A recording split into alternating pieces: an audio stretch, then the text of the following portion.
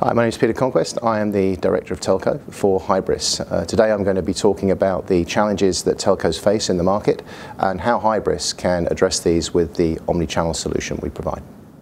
We've been around since 1997 in the commerce, retail commerce, manufacturing, wholesale, but only recently in the last 3.5 years have we actually sort of ventured into the telco market. Why is telco particularly of interest? Because we believe that the omni-channel approach to the telco commerce challenge is very, very relevant, and we'll talk about that as we go through the presentation. We've talked about a lot of these things. I'm not going to sort of dwell on them to any great extent, but if we look at some of the challenges that are facing the telco today, which have been already talked about, it's downward pressure on revenues, it's voice and data being commoditized, it's over-the-top services, although we heard earlier on that actually over-the-top services are not the big issue. The big issue now is customer experience and doing best-in-class customer experience. And that's really what's kind of now driving the industry more and more. But what does that mean? What it means to telcos is they need to look at their legacy platforms, the OSS, the BSS. How do they actually interface? How do they talk to their customers? Through which touch points? Through which channels? This is what's really meant by a configurable software platform. You need something that's really very easily adaptable, very extendable, that can actually meet the demands of the customers moving forward. As we talk about big data, as we talk about social media, we talk about Twitter and so on and so forth. This is what really is driving the demand for something a lot more extendable in terms of a configurable platform to deal with this growth. And then also sustain that growth. And how do you do that? Well, one of the key things about the telco is that they have a requirement to bundle services. Again, we've heard about this. It's not just about buying a phone. It's about buying a tariff. It's a subscription. It's a one-off charge. It's overlaying over-the-top services. So you have to be able to bundle these in an intelligent way, and you have to be able to adapt them very easily. So, of course, that's another aspect of sustainable growth. Change in buying behavior. Again, we've heard that customers just are interested in brands. They're not interested in about the channels. They want things now. They want to be able to, particularly the younger generation, they want to be able to get what they want, whether it's the app, whether it's the device, or whatever it happens to be at any touch point. And also, telco customers are really media savvy now. They're really technically savvy. They know what they want, and they know they want it straight away. And then the final thing is business agility. So big data, we've heard a lot about big data, and Rodney, your interpretation of that was very interesting, I thought. It's about the microcosms of that data, really. It's what do you really need to do with it? Big data means a lot of things to a lot of people. How do you mine it? How do you correlate events, and why are you doing it? And what do you want to use it for? Personalization, normally. You want to be able to personalize the information that comes from that data to the end user customer, or to the business customer. Some statistics here. Of those customers that go online to start their purchase journey, they are 5 more times likely to purchase in the store. So therefore, what it means is you have to have a single view of them. You have to have a single view of the customer, but more importantly, they've got to have a single view of you. So what is it about what we offer in Hybris that makes us unique and specific to the telco market? We have an industry solution that's built fit for purpose. And if we look at the traditional commerce solutions that are actually in the marketplace, they are all retail orientated. They're very much about shopping cart, catalog, checkout. This is what it's all about. You go online, you buy a pair of shoes or whatever, you check it out, and that's it. It's a one-to-one relationship with the warehouse or the point of sale. With telco, it's different, as we've just said. I mean, you need to be able to bundle a phone with a tariff, with ringtones or data, over-the-top services. And so it becomes much more complex because you've got 3 or 4 variants, and they have to be bundled in a specific sort of way. And then you need subscriptions as well, because at the end of the day, you're not just buying, a bundle. You're also buying a subscription service because you're paying over 24 months or 12 months or whatever it might happen to be. That has to be included too. All the other features there are really important as channels that you need to talk to the customer through. So, for example, customer services. You must be able to speak to an agent. For example, you might go online, you might reserve a phone online, let's say, but then you want to speak to the customer services agent because you forgot to put your voucher in or whatever it happens to be.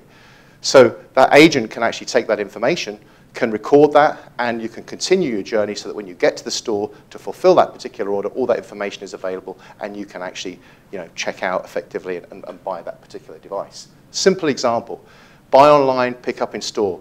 Really, really basic concept in retail, really complicated in telco. Why?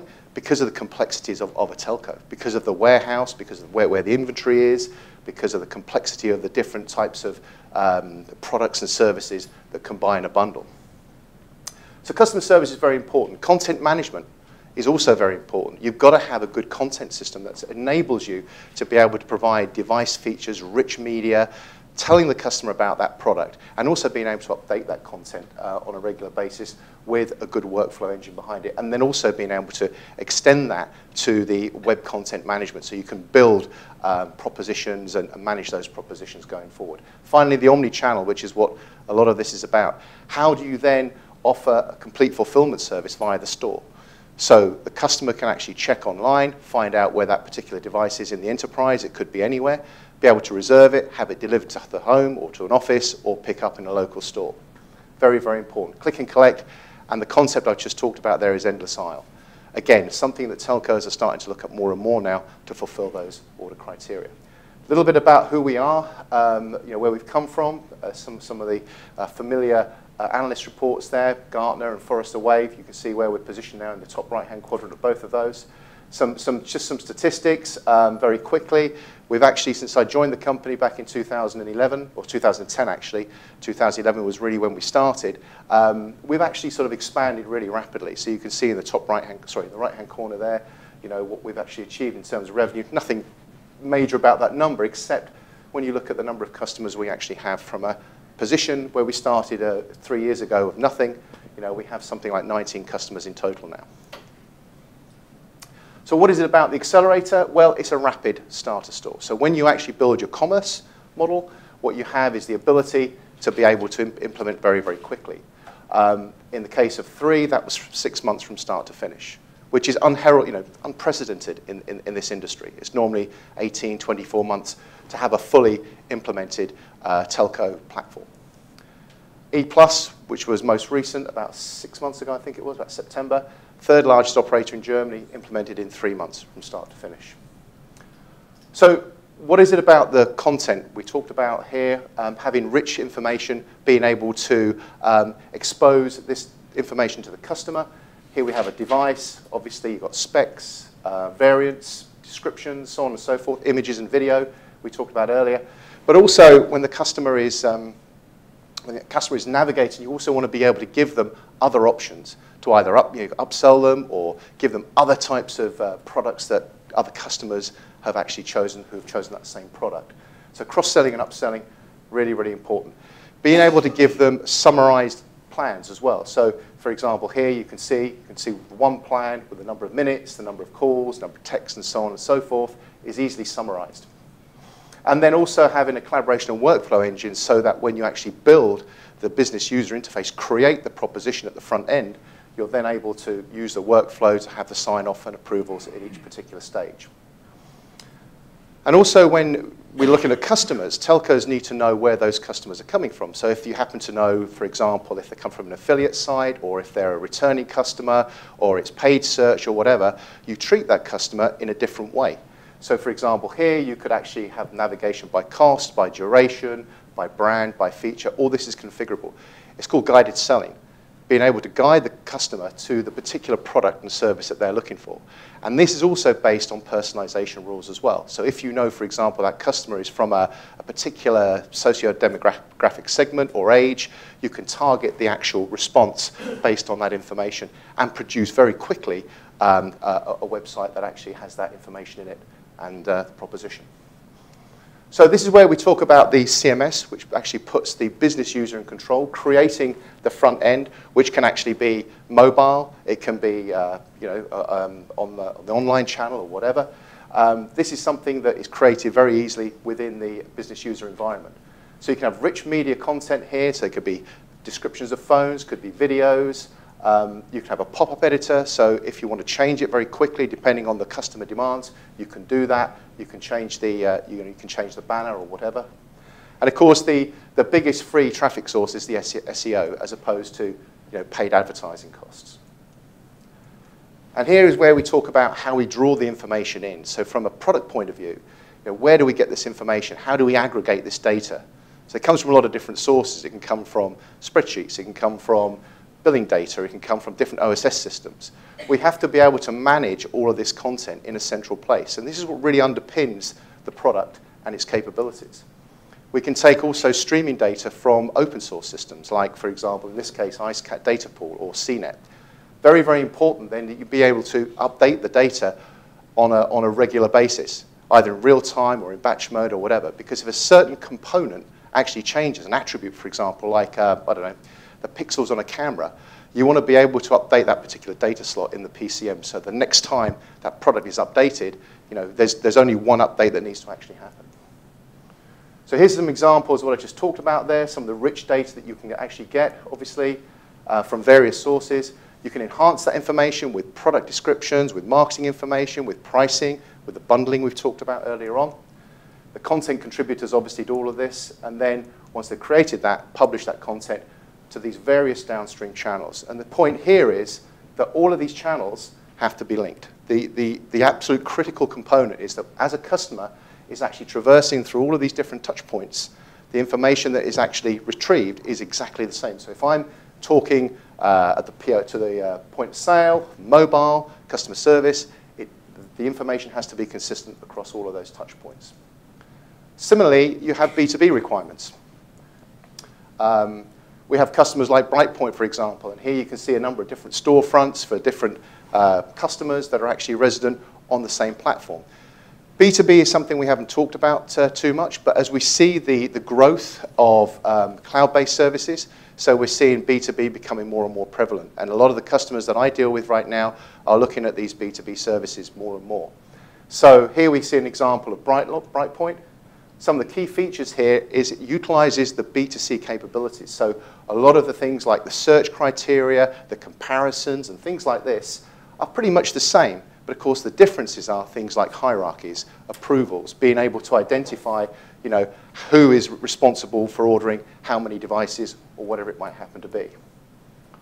And different storefronts. Here we can see the HTC storefront with different comparisons for different phone types. And so what you're trying to do really is set up a streamlined procurement process. So in the B2B world, it's all about being able to view your billing information, do things like return authorizations, bulk ordering, obviously, very, very important. Personalizing the pricing, because what you have to be able to do on one platform is support multiple instances of a catalog and be able to determine all the pricing components or the product information that's relevant to that particular business. We talked a lot about personalization, and within the platform, there is also a personalization rules engine. And what that enables you to do then is extract data from lots of different sources, as you can imagine, from social media, for example, from behavior that's on the website, so web clicks, the navigation on the site from the point of entry to actually finally checking out. What happens during that process can actually then be maintained within the system, and we can look at the preferences the customer has and then be able to expose different offers based on those preferences.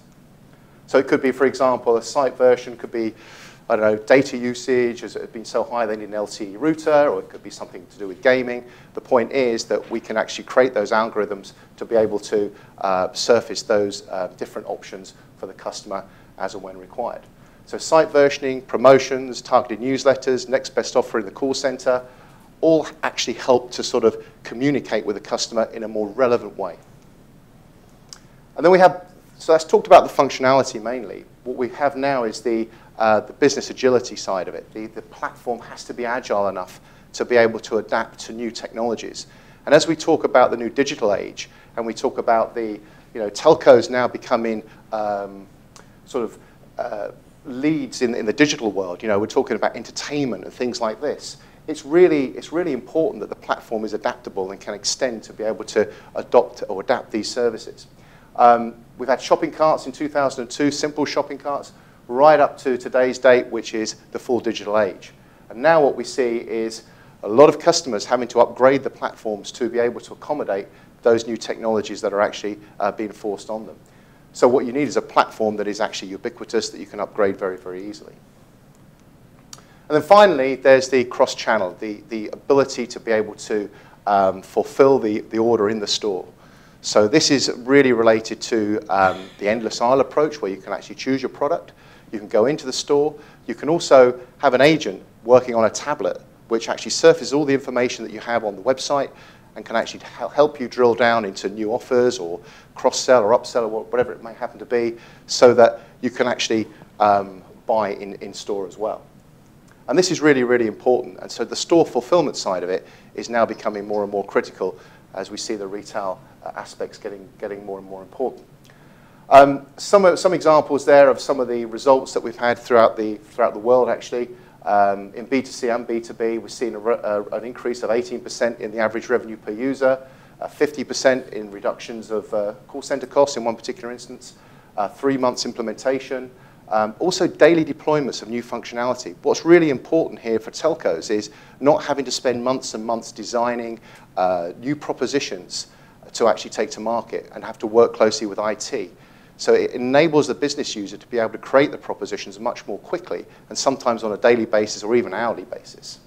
And then upgrades become much cheaper as well, because the platform is very, very easily extendable. In some cases, as little as 12 days. Some more telco customers that have actually experienced Hybris. Free is a customer of about 2.5 years now. 35% of their business is online. It was about 17%, so it's doubled over the last 2 years. They do about 7,500 orders a day. They've integrated all their back-end systems. They're now looking to provide mobile access, as well as call center integration, and also retail point of sale as well. EE is just about to go live in about 1 week. Singtel, similarly, in about 2 weeks' time. And they're a quad player. We talked a little bit about quad and triple players. And it's really important now when customers are looking at commerce solutions that they have a system that's easily adaptable and that can bundle both voice, data, IT, broadband, and so on and so forth.